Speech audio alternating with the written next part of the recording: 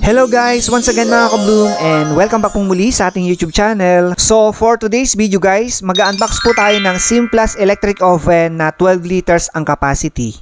So guys, itong Simplus Electric Oven is available po sa Shopee and dito mismo mabibili guys sa Simplus Outlet Store. Kaya naman kung gusto nyong bumili guys, ilalagay ko po yung link ng seller sa video and then sa comment section ng vlog na to.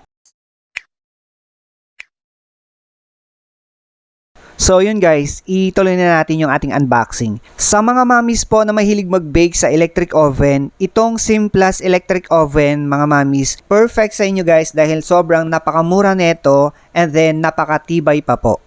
So ito guys yung looks ng 12 liters and then I think malaki na rin po ito.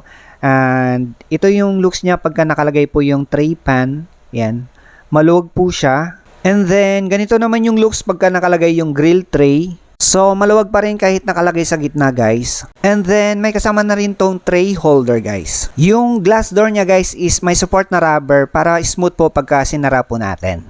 Ang voltage neto guys is 220 volts na. Hindi nyo na kailangan ng voltage regulator para magamit po ito.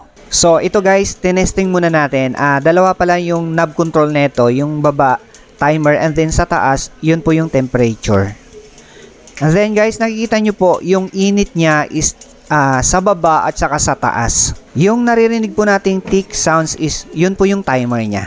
So, ang next natin gagawin guys is magluluto po tayo ng macaron since na-check na po natin or na-testing na po natin na gumagana siya.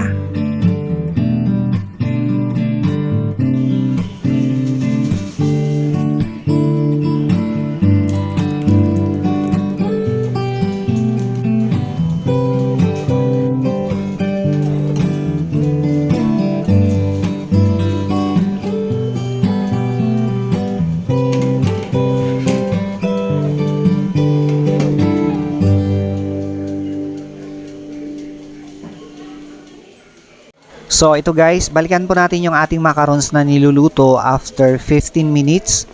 Medyo malapit na po itong maluto guys, no? Yan. So ito na guys, parang luto na ito. Almost 30 minutes po yung pagluluto po natin. I think luto na po ito and then hangungin na po natin.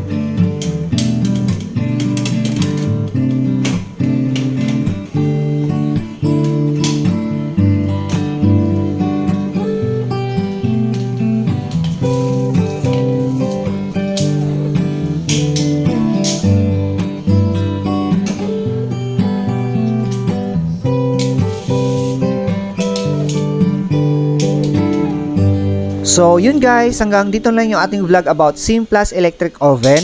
Until next vlog guys, bye!